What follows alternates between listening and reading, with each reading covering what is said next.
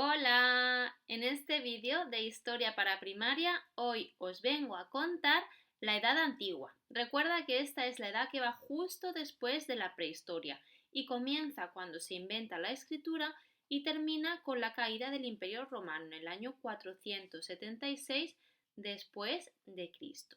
Pues bien, en esta etapa lo que ocurre principalmente es que surgen las primeras civilizaciones y destacamos como más importantes la civilización egipcia, los egipcios, los griegos y los romanos, que estos últimos conquistaron la península ibérica entre los siglos III y I a.C. y la llamaron Hispania. Pero antes de que llegaran los romanos y conquistaran la península ibérica, había otros pueblos que vinieron y se establecieron en ella, como son los pueblos prerromanos, destacando los celtas y los íberos. ¿Te suena? Los celtas se asentaron en la parte de la meseta, sistema ibérico, y más tarde subieron al norte a la franja cantábrica. ¿Por qué se caracterizaban los celtas? Pues bien, era porque introdujeron la ganadería y la fabricación de objetos en hierro y bronce.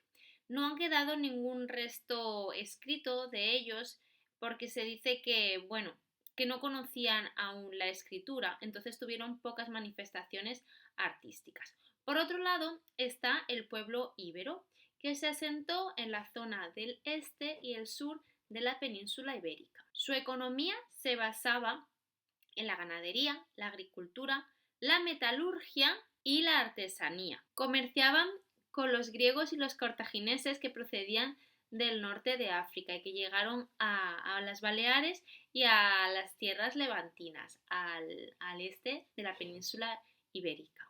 Luego, antes de la llegada de los romanos, hubo otros pueblos que comercializaban con los celtas y con los íberos y que se asentaron finalmente también en la península ibérica. De esos pueblos destacamos los fenicios, los griegos y los cartagineses. Los fenicios venían de Fenicia, en el Líbano, en busca de metales y fundaron las ciudades o las colonias en ese momento de Gadir, Cádiz y Málaga. Por otro lado, el pueblo griego procedía de diversas polis o ciudades independientes griegas y formaron colonias como Ampurias, en Gerona. Y por último, el pueblo cartaginés procedía de Cartago, en el norte de África, y se adueñaron de las colonias fenicias y fundaron las suyas propias, como por ejemplo Ebusus e Ibiza y Cartagonova, Cartagena.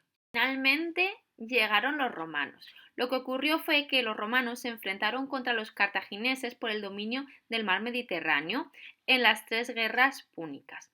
Finalmente los cartagineses fueron expulsados y derrotados por el Imperio Romano y empezó la conquista romana de la península ibérica y también de las Islas Baleares. Y a este territorio ellos lo llamaron Hispania, que significaba tierra de conejos.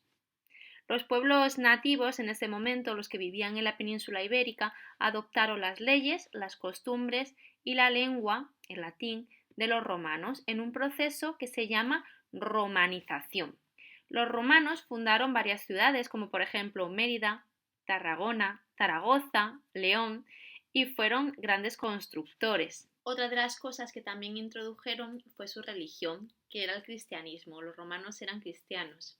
Finalmente, el Imperio Romano en el siglo III después de Cristo, lo que ocurre es que vive una gran crisis política, económica, social, y esto hace que los pueblos de alrededor, los pueblos germanos que estaban en el norte de Europa, aprovechen esa situación para invadir el imperio.